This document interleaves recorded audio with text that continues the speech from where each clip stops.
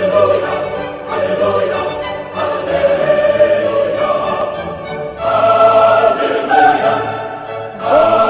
à tous mes frères et sœurs en Jésus-Christ. Voilà, c'est Madeleine Bala de nouveau invitée chez vous dans vos maisons au travers de cet écran dans notre émission que nous avons appelée l'adoration, un style de vie. Nous avons été absents un court moment, mais nous voici de retour et je rends grâce à Dieu de vous retrouver tous. Et je prie vraiment que vous êtes en bonne santé et que cette parole va vous faire beaucoup de bien, je le crois, dans le nom de Jésus-Christ. Nous avons eu notre édition, la 4e édition de notre moment d'adoration, notre rassemblement d'adorateurs que nous avons appelé Born to Worship, né pour adorer. C'était au mois de février dernier et nous avons lancé la nouvelle série sous le thème de la parole, la source de toute chose, la source de notre vie que nous avons lancée après les remerciements, après l'événement. Et nous voulons continuer dans cette pensée. Nous voulons nous souvenir que la parole de Dieu est celle qui nous a créés, qui a fait de nous, qui nous a donné cette identité que nous avons en Christ Jésus. La nouvelle naissance, c'est quelque chose de spirituel. Pardon. La nouvelle naissance, le salut que Dieu nous a donné en Jésus-Christ, c'est une œuvre spirituelle, c'était son œuvre à lui-même et il l'a accomplie à la perfection, comme j'aime à le dire. Et nous aujourd'hui, nous qui avons choisi de reconnaître cette grâce, de ne pas la prendre à la légère, nous avons reçu la vie de Dieu, la vie éternelle qui nous a transformés, qui a changé notre esprit. Et désormais, au travers de la parole de Dieu, qu'il a inspiré à ceux-là qui ont vécu au temps de Jésus-Christ et même bien avant, au travers de cette parole, nous sommes aujourd'hui encouragés, nous sommes aujourd'hui instruits, nous sommes aujourd'hui fortifiés dans notre marche avec le Seigneur sur la terre. Parce que notre esprit, lui, comme nous le savons, est parfait en Christ Jésus. Tel que Christ est, tel que nous sommes en Jésus-Christ. Nous sommes en Christ, nous sommes assis à la droite du Père en Christ Jésus, au-dessus des dominations, des principautés et de toute chose qui peut porter un nom. Le nom de Jésus-Christ en nous est au-dessus. Voilà, je voulais aujourd'hui nous rappeler cette grâce, nous rappeler cet amour et nous rappeler que nous avons acquis tout ce qui contribue à la vie et à la piété par la puissance de la parole de Dieu, par la puissance de l'évangile qui nous a été prêché, par la grâce dans cette parole qui nous a été communiquée. Comme vous le savez, le verset de base que nous utilisons, c'est 2 Pierre, l'épître de l'apôtre Pierre.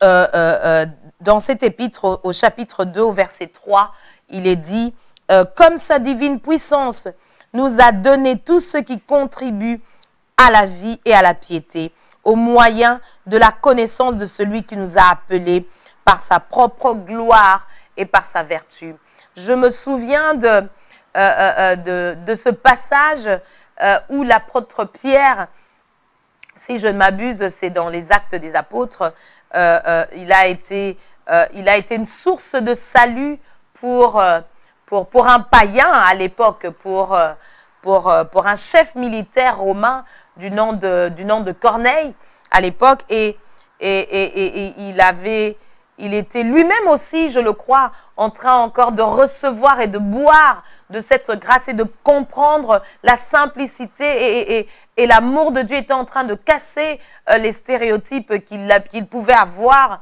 sur la relation qu'il y avait entre les Juifs et les étrangers. Et il a eu comme ça un moment de doute pour savoir s'il pouvait apporter la parole à des gens qui n'étaient pas des Juifs. Parce que finalement, lui qui n'avait jamais été en contact par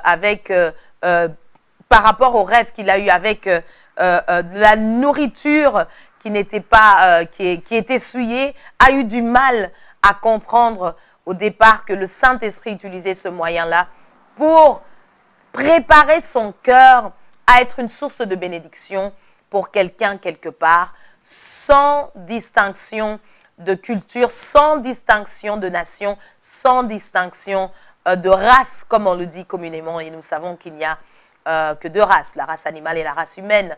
Je le disais dans le sens séculier du terme. Et donc, cette pensée est montée à mon cœur. Pourquoi? Parce que ce verset ici, c'est l'apôtre Pierre qui l'écrit. Il dit, comme sa divine puissance nous a donné, et c'est dans le contexte, je vais le lire depuis le début, comme ça vous allez voir le contexte, c'est la deuxième épître de l'apôtre Pierre dans les évangiles. Le verset 1 de ce chapitre de ce chapitre 2 dit, Simon Pierre, serviteur et apôtre de Jésus-Christ, à ceux qui ont reçu, donc ici il écrivait à ceux qui ont reçu en partage une foi du même prix que la nôtre par la justice de notre Dieu et du Sauveur Jésus-Christ. Voilà quelqu'un qui parle en connaissance de cause et qui a compris que la grâce de Dieu est inconditionnelle. Elle ne vient pas pour certaines personnes. La grâce de Dieu est pour nous tous. La grâce de Dieu, c'est pour ceux-là qui font partie de ce verset qui, dans Jean 1, à partir de verset 12, dit « Mais à tous ceux qui l'ont reçu, à ceux qui croient en son nom, elle leur a donné le pouvoir de devenir enfants de Dieu. » Le « mais à tous ceux qui l'ont reçu » n'était pas destiné à certains, n'était pas destiné à une certaine région du monde et pas une autre. Le « mais à tous ceux qui l'ont reçu » était destiné à tout celui qui répondrait à cet appel divin au travers de la prédication de l'évangile. Donc il dit, Simon Pierre, serviteur et apôtre de Jésus-Christ, à ceux qui ont reçu en partage une foi du même prix que la nôtre, par la justice de notre Dieu et du Seigneur, du Sauveur Jésus-Christ. Je vais rappeler l'histoire de Pierre avec Corneille. Je vais le retrouver, excusez-moi. Je vais juste m'assurer que que j'ai exactement le bon passage quand je vais vous en parler. Donc, j'aimerais le retrouver. Voilà. Et on voit très bien dans ce passage-là que l'apôtre Pierre, le Seigneur lui montre, il est en train de prier et puis il tombe en extase et le Seigneur lui montre pour lui expliquer quelque chose de spirituel, il utilise quelque chose de simple. Attendez, donnez-moi une minute, je vais vous retrouver cela. Voilà.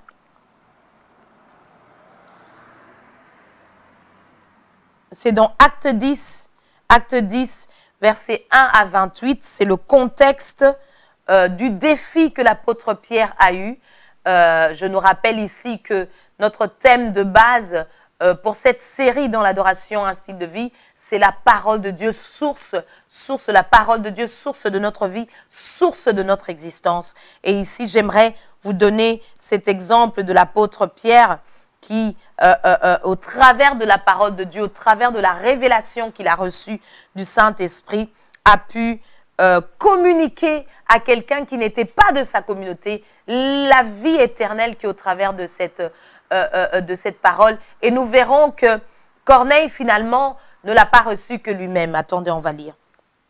Nous allons le lire ensemble. Donc, je disais Acte chapitre 10, pardon. Acte chapitre 10, versets 1 à 28. Et ce sont les versets 14 et 15 qui me sont chers par rapport à ce que je voudrais dire ici. Voilà. Donc, en contexte, je lis « Et une voix lui dit », je lis au verset 13, « Et une voix lui dit, lève-toi Pierre, tue et mange. Mais Pierre dit, non Seigneur, car je n'ai jamais rien mangé de souillé ni d'impur. Et pour la seconde fois, la voix se fit encore entendre à lui. Ce que Dieu a déclaré pur ne le regarde pas comme souillé. Ce que Dieu a déclaré pur ne le regarde pas comme souillé. Beaucoup de fois, ce sont nos limitations qui nous empêchent à partager l'évangile. Très souvent, ce sont nos limitations culturelles, par éducation ou par habitude, qui nous freinent dans la simplicité de ce que Dieu veut donner à celui qui est devant toi. La parole de Dieu n'a pas fait de distinction. La parole de Dieu nous montre dans Jean 1, verset 12, que c'est un potentiel qui est là pour tout le monde, tout celui qui y reçoit. Jean 3, 16 nous le dit aussi, que la parole de Dieu est venue pour nous donner la vie. La parole de Dieu qui est l'amour de Dieu, car Dieu a tant aimé le monde qu'il a donné son Fils unique, afin que quiconque croit en lui ne périsse point, mais qu'il ait la vie éternelle. Pourquoi nous, adorateurs, nous nous remplissons de la parole de Dieu? Comme nous le partagions la dernière fois quand nous étions ici dans les studios de la radio-télévision La France Jésus, nous avions partagé sur le psaume 1, où nous avons vu comment ce roi qui était à l'époque, qui on dirait aujourd'hui qui s'en foutait des protocoles, il ne se préoccupait pas du protocole royal quand il s'agissait de glorifier son Dieu devant les hommes. Il était capable de danser, et de danser même nu, devant les hommes pour glorifier son Dieu. Et je vous invite à lire la parole de Dieu dans l'Ancien Testament pour savoir de quoi je suis en train de parler. Et il a dit, heureux l'homme qui ne s'arrête pas sur la voie des pécheurs et qui ne s'assied pas en compagnie des moqueurs, mais qui trouve son plaisir dans la voie de l'Éternel, dans la parole de l'Éternel, et qui la médite jour et nuit. Il est comme un arbre planté près d'un courant d'eau et qui donne son fruit en sa saison. Tout ce qu'il fait lui réussit. Qui donne son fruit. Le fruit, c'est pour qu'on le mange. La parole que nous avons reçue est capable de transformer la vie de quelqu'un. La joie du salut que nous avons en nous est capable de transformer quelqu'un qui nous regarde ou quelqu'un quelqu'un que nous fréquentons ou avec qui nous vivons. Ne soyons pas radins, comme on dit en français, avec la parole de Dieu. Ne soyons pas chrétiens que dans nos chambres.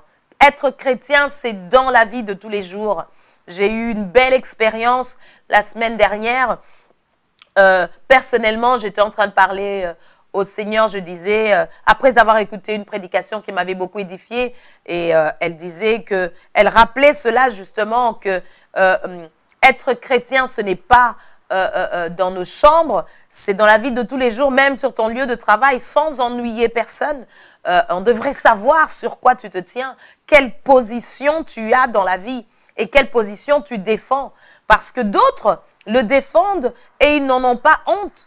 Très souvent, nous, enfants de Dieu chrétiens, c'est comme si nous avons honte de notre nature. Waouh, ça m'avait touché. J'ai dit waouh.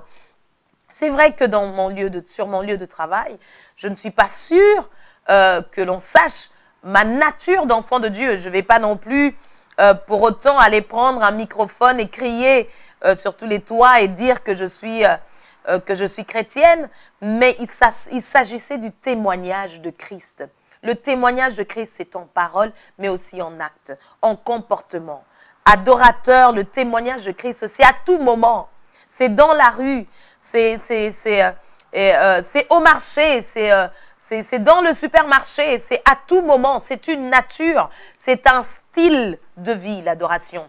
Et j'avais cette pensée dans mon cœur et je me suis dit, Seigneur, je me dispose à ce que ta vie éternelle soit manifeste autour de moi, au-delà de ce que moi je peux penser, même demander.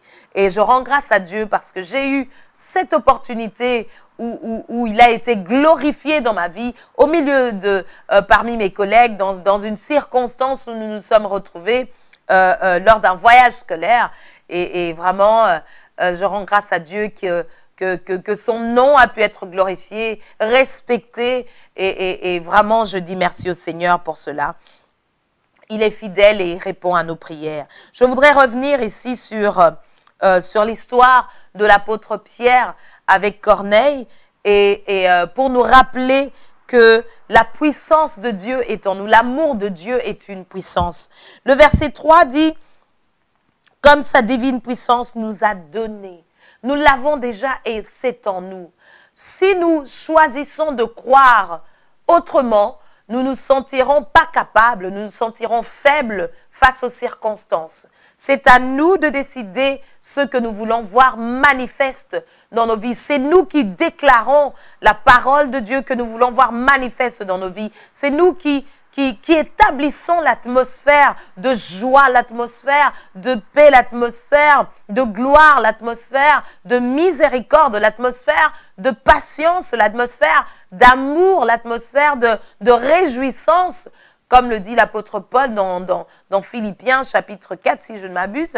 C'est ça l'état constant de l'adorateur qui a reçu la vie de Dieu, qui a reçu le salut, qui a reçu la vie éternelle, car nous sommes nés de celui qui donne la vie. Et donc ici il dit, comme sa divine puissance nous a donné, nous l'avons, c'est en nous, parce que nous avons l'Esprit de Dieu. Et nous ne l'avons pas en mesure, c'est sans mesure. Nous avons l'Esprit de Dieu en nous et il vit dans notre esprit. Au travers de notre esprit, nous commandons ce que nous pensons au travers de la parole de Dieu, en utilisant la parole de Dieu, la méditation de la parole de Dieu, pour que ce que nous sortons de nos bouches soit une source de bénédiction, comme c'était le cas pour l'apôtre Pierre. Donc, pour lier toute la pensée que j'ai par rapport à ça, ici, l'apôtre Pierre a compris, il a dit, comme sa divine puissance nous a donné tout ce qui contribue à la vie et à la piété, au moyen de la connaissance de celui qui nous a appelés par sa propre gloire et par sa vertu. C'est Dieu qui nous a appelés à lui-même. Le salut, c'est l'appel de Dieu. Quand nous disons oui et que nous mettons notre foi en cette grâce que Dieu nous a donnée, en cette miséricorde, en cette faveur qu'il nous a donnée, eh bien, nous répondons, nous reconnaissons sa vie, nous reconnaissons lui-même en nous et nous le recevons. C'est un changement radical. Mais qu'est-ce qui s'est passé entre cette compréhension que l'apôtre Pierre, nous constatons, qu'il a reçue, et l'histoire que nous pouvons remarquer bien plus tôt dans Actes, chapitre 10, tout le chapitre, mais le verset 14 et 15, je vous ai dit que c'est le verset qui me tient à cœur. J'aimerais quand même que nous lisions tout le contexte de cette histoire pour ceux qui la connaissent. Ça va peut-être faire un petit rappel. Et pour ceux qui ne la connaissent pas, l'histoire du salut entré dans la maison de Corneille, verront toute l'histoire. Il y avait à Césarée un homme nommé Corneille, centenier dans la cour dite italienne. Cet homme était pieux et craignait Dieu. Avec toute sa maison, il faisait beaucoup d'aumônes au peuple et priait Dieu continuellement. Donc on lui avait parlé du Dieu des Juifs et lui, il était romain. Vers la 2e heure du jour, il vit clairement dans une vision un ange de Dieu qui entra chez lui et qui lui dit « Corneille !» Les regards fixés sur lui et saisi d'effroi, il répondit « Qu'est-ce, Seigneur ?» Et l'ange lui dit « Tes prières et tes aumônes sont montées devant Dieu et il s'en est souvenu. Envoie maintenant des hommes à Joppé et fais venir Simon surnommé Pierre. » Dès que l'ange... le verset 6, il est logé chez un certain Simon Corroyeur, dont la maison est près de la mer. Dès que l'ange qui lui avait parlé fut parti, Corneille appela 2 de ses serviteurs et un soldat pieux d'entre ceux qui étaient attachés à sa personne. Et après leur avoir tout raconté, il les envoya à Joppé. Le lendemain, comme ils étaient en route et qu'ils approchaient de la ville, Pierre monta sur le toit vers la 6e heure pour prier. Il eut faim, Il eut faim et il voulut manger. Pendant qu'on lui préparait à manger, il tomba en extase. Il vit le ciel ouvert et un objet semblable à une grande nappe attachée par les 4 coins et qui descendait et s'abaissait vers la terre, et où se trouvaient tous les quadrupèdes et les reptiles de la terre et les oiseaux du ciel. Et une voix lui dit, « Lève-toi, Pierre, tue et mange. » C'est le passage que nous venons de lire, 14 et 15. Mais Pierre dit, « Non, Seigneur, car je n'ai jamais rien mangé de souillé ni d'impur. » Et pour la seconde fois, la voix se fit encore entendre à lui. Ce que Dieu a déclaré pur, ne le regarde pas comme souillé. Je voudrais m'arrêter ici sur le regard. Le regard. Pierre avait un regard que Dieu n'avait pas, mais Dieu voulait toujours utiliser Pierre. C'est de Pierre que Dieu avait besoin pour aller éclairer Corneille et toute sa famille par rapport au salut en Jésus-Christ. Il y avait des choses que Corneille n'avait pas compris et qui auraient aider à édifier sa foi. Et Pierre allait être une limitation pour lui, alors que Dieu n'avait que Pierre à ce moment-là, pour aller prêcher la bonne nouvelle, pour expliquer la grâce de Dieu, pour manifester la vie éternelle qui était en lui. Et alors, au verset 16, oui, il est dit, « Cela arriva jusqu'à 3 fois, et aussitôt après, l'objet fut retiré dans le ciel. » 17. Tandis que Pierre ne savait en lui-même que penser du sens de la vision qu'il avait eue, voici les hommes envoyés par Corneille, s'étant informés de la maison de Simon, se présentèrent à la porte et demandèrent à haute voix si c'était là que logeait Simon, surnommé Pierre. Et comme Pierre était à réfléchir sur la vision, l'Esprit lui dit, « Voici 3 hommes te demandent. Lève-toi, descends et pars avec eux sans hésiter, car c'est moi qui les ai envoyés. » Pierre donc descendit et il dit à ces hommes, « Voici, je suis celui que vous cherchez. Et quel est le motif qui vous amène ?» Ils répondirent, « Corneille, centenier. » Centenier, c'était un chef de 100 soldats dans l'armée romaine. Homme juste et craignant Dieu, et de qui toute la nation des Juifs rend un bon témoignage, a été divinement averti par un saint ange de te faire venir dans sa maison et d'entendre tes paroles. Il y a des gens qui ont besoin d'entendre tes paroles, mon frère, ma soeur. Il y a des gens qui entendent ces paroles que je suis en train de dire maintenant et qui sont édifiés. Ce n'est pas pour que je sois glorifié, c'est parce que Christ vit en moi et c'est la vie de Christ qui est en train de passer au travers de ces paroles de grâce bénit quelqu'un quelque part. Je le crois parce que la parole de Dieu le dit et c'est ainsi.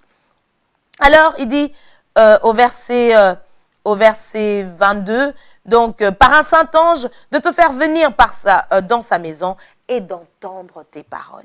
Nous avons besoin d'être remplis de la parole de Dieu, par la méditation de la parole, par la prière. Nous avons besoin de nous organiser dans notre temps. Nous devons être stratégiques. C'est un devoir disciplinaire de la part de l'adorateur. Ça doit être une discipline personnelle de mettre un temps de côté dans la vie de tous les jours. Je sais que ce n'est pas nécessairement facile à faire, mais ce n'est pas impossible. C'est peut-être pas facile, mais ce n'est pas impossible. Quand on veut vraiment, le Saint-Esprit nous montre comment et on peut y arriver. Alors il dit, Pierre donc les fit entrer et les logea. Le lendemain, il se leva et partit avec eux. Quelques-uns des frères de Joppé l'accompagnèrent. 24. Ils arrivèrent à Césarée le jour suivant. Corneille les attendait et avait invité ses parents et ses amis intimes. Donc, il n'a pas voulu garder cette grâce qu'il allait recevoir pour lui-même. Il a voulu le partager. C'est comme ça que nous sommes. Quand nous recevons quelque chose de bien, nous le partageons. La parole de Dieu nous transforme, nous, et ceux-là aussi à qui ça peut profiter, nous les invitons pour leur donner cette occasion de recevoir la vie de Dieu. Donc, moi aussi, je vais vous inviter, comme Corneille a invité ses frères et ses sœurs, partagez cette vidéo. Ne soyez pas limités. Partagez si elle vous bénit. Partagez avec quelqu'un, quelque part, pour qu'il soit béni également. Et alors, lorsque Pierre entra, Corneille, qui était allé au-devant de lui, tomba à ses pieds et se prosterna. Mais Pierre le releva en disant, « Lève-toi, moi aussi je suis un homme. » Et conversant avec lui, il entra et trouva beaucoup de personnes réunies. « Vous savez, leur dit-il, qu'il est défendu à un juif de se lier avec un étranger ou d'entrer chez lui. Mais, en français, on appelle ça une conjonction de subordination. Ça veut dire que ce que je vais dire après est au-dessus de ce que je viens à peine de dire. Il dit, mais Dieu m'a appris à ne regarder aucun homme comme souillé et impur. Si on remonte plus haut, nous allons voir plutôt que Dieu dit, ne regarde pas comme souillé ce que moi je considère impur. Mais dans le contexte de la chose, dans le contexte de ce que Dieu voulait faire, Pierre a eu la révélation du Saint-Esprit qu'il s'agissait d'un peuple avec qui le peuple juif n'était jamais en contact. Pierre a vécu avec Jésus-Christ. Pierre était, à ce moment-là, il avait un défi devant lui. Lui, rien ne lui avait été demandé pour qu'il reçoive la grâce qu'il avait eue. Il l'a cru et il l'a reçu. Donc, ce que Dieu était en train de lui expliquer, comment toi tu vas te mettre en juge et donner une condition pour la grâce que moi j'ai donnée et qui n'a pas de condition. Donc, nous n'avons aucune limitation pour ce qui est de Dieu et qui passe par nous. Ce n'est pas parce que Pierre était un juif qu'il avait le droit de retenir la grâce de Dieu qu'il devait disposer pour d'autres personnes. La grâce de Dieu que nous avons reçue, le talent, le don que tu as reçu, c'est pour quelqu'un quelque part. C'est pour que quelqu'un, au travers de ce que Dieu a mis en toi, cette personne-là soit touchée et qu'il ait l'opportunité de venir au Seigneur et d'entendre le son de la voix de Dieu, de l'amour de Dieu, la puissance de Dieu qu'il appelle. Parce que sa divine puissance nous a tout donné, c'est en nous. Nous ne devons pas être limités, nous sommes sans limite, les enfants de Dieu. Nous sommes des fils de Dieu, nous avons la nature de Dieu, nous avons la nature du Créateur, de celui qui a créé tout ce qui est visible et invisible. Donc nous pouvons commander à l'invisible des choses pour que ça se manifeste. Et ce que nous déclarons, ça a une puissance, ça transforme et ça change des vies.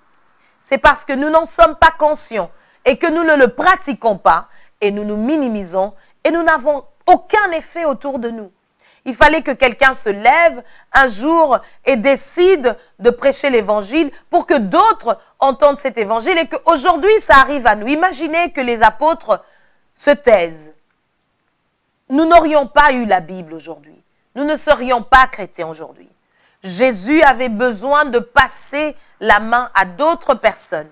Ces autres personnes, on les appelle des hommes, il dit, Paul, l'apôtre Paul est en train de dire à Timothée, ce que je suis en train de t'enseigner, enseigne-le à des hommes capables. Donc à ceux-là qui ont compris et qui sont capables de transmettre sans honte, avec beaucoup de courage et d'audace et de fermeté et de persévérance. Nous sommes de ceux-là qui ne nous arrêtons pas face aux obstacles. Nous sommes de ceux-là qui ne nous arrêtons pas face au combat des choses de la vie. Je parlais avec un de mes frères que j'aime beaucoup. Il me disait qu'une circonstance que nous avons constatée récemment, il disait ça pourrait être une attaque. Nous ne nous arrêtons pas aux attaques. Nous marchons parce que la grâce de Dieu est là et nous continuons et nous persévérons. Pourquoi? Parce qu'il a été vaincu. Il a été vaincu. Et je choisis de croire ce que la parole de Dieu dit. S'il a été vaincu, l'ennemi a été vaincu, eh bien, ce ne sont que des ruses qu'il pourrait utiliser pour me déstabiliser. Je ne me déstabiliserai pas. Je garde ma paix en Christ Jésus et nous continuons la marche avec le Seigneur parce que la grâce de Dieu est infinie. Sa divine puissance m'a donné tout ce qui contribue à la vie, à la piété. Sa divine puissance nous a donné, mon frère, ma sœur qui m'écoute et qui me regarde en ce moment, tout ce qui contribue. Contribuer, ça veut dire qui va avec et qui apporte un plus à la vie, tout ce qu'on pourrait avoir à la vie et à la piété. La piété, c'est la marche, une marche digne, qu'on te voit ou qu'on ne te voit pas, tu marches dignement. Que tu sois devant des millions de billets de banque, dans une chambre forte, ou que tu sois à l'extérieur, tu te comportes de la même manière. C'est ça la piété. Que tu sois marié ou pas marié, tu te comportes de la même manière parce que tu considères le sacré. C'est ça la piété. Et la parole de Dieu dit que sa divine puissance, la puissance de son amour, de sa grâce nous a donné tout ce qui contribue à la vie et à la piété. Au début de ce passage-là, nous voyons l'apôtre Pierre qui est en train de dire à ceux qui liront son épître, il dit « à ceux qui ont reçu une foi de la même nature que nous ». Notre foi a l'odeur de Dieu. Pourquoi? Parce que nous avons répondu à sa grâce. La foi n'est qu'une réponse. La foi, ce n'est pas toi-même qui décides aujourd'hui de faire des œuvres pour impressionner Dieu et recevoir de lui des points qui te monteraient en grade d'une manière ou d'une autre, que ce soit dans ta communauté ou dans ta marche avec lui. C'est ça que j'aime dans le salut. C'est immérité. Et ça reste immérité. Et c'est ça que Dieu a voulu rappeler à Pierre. Il dit, mais toi, tu viens de recevoir le salut. comme on dirait, mais c'est à toi qu'on a reçu, qu'on a donné les clés du royaume. C'est à toi qu'on a dit sur cette pierre, je bâtirai mon église, et c'est toi qui te comportes comme ça, Pierre. Tu dis que parce que tu es juif, tu ne vas pas aller parler à ce Romain qui a besoin de recevoir la vie de Dieu, qui a besoin de recevoir ma vie pour que je le transforme aussi. Ma grâce est sans limite, mais à tous ceux qui l'ont reçu, à ceux qui croient en son nom. Bien-aimés, mes frères adorateurs, je voulais encourager quelqu'un aujourd'hui et lui rappeler que l'adoration est un style de vie. L'adorateur, c'est le croyant, tout simplement, comme vous le savez, et que nous le répétons souvent, c'est celui qui a reçu Jésus-Christ comme Seigneur et Sauveur et qui le manifeste. N'en soyons pas timides, ne soyons pas timides de notre nature. Quand on te demande qui tu es, tu dis tu es fils de Dieu, l'occasion se présente de parler de la part du Seigneur sans honte, sans gêner les autres, parle de la part du Seigneur. J'étais avec des collègues qui ne sont pas chrétiens et ils étaient en train de me demander comment est-ce que nous on fait, ce à quoi on croit. J'ai dit Dieu vit en moi. Dieu est en moi. Waouh, Dieu est en toi. Je dis oui, il est en moi. Ah bon? Donc, si je te touche, je serai béni. Je dis oui, si tu me touches, tu seras béni. Et donc, ils ont commencé comme ça, comme à faire des blagues, essayant de me toucher pour voir s'ils étaient bénis. Je crois qu'ils étaient bénis. Parce que là où moi je suis, croyant que je suis enfant de Dieu, Dieu est là. La vie de Dieu est là. La protection de Dieu est là. Et ça, c'est bénéfique pour n'importe qui. Et pour eux aussi, c'est bénéfique. Donc, voilà ce que je voulais partager aujourd'hui, bien-aimés. Nous sommes des fils de Dieu. Nous sommes des adorateurs. Nous avons un style de vie qui doit être visible. En tout cas, demeurez bénis dans le nom de Jésus. Nous nous retrouvons vendredi prochain. Même chaîne, Orao TV, chaîne 8, 20h le vendredi. Je rends grâce à Dieu pour vous qui êtes fidèles à cette émission. Pardonnez-nous pour ce petit temps d'absence, mais nous sommes de retour par la grâce de Dieu. Et nous sommes là pour durer, pour continuer jusqu'à ce que Jésus revienne dans sa gloire. Et je rends grâce encore à Dieu pour la famille de Papa Létandoulo qui nous reçoit dans ce studio et qui nous a donné vraiment cette opportunité, cette grâce de partager l'évangile avec plusieurs, vous que je ne connais pas mais qui êtes mes frères, ou même ceux qui n'ont pas encore reçu Jésus-Christ comme Seigneur et Sauveur, mais qui ont cette opportunité d'entendre parler de lui. C'est pour cela que je bénis vraiment cette œuvre dans le nom de Jésus. Nous le déclarons encore prospère dans le nom de Jésus-Christ. Demeurez bénis et nous nous retrouvons vendredi. Au revoir, à très bientôt.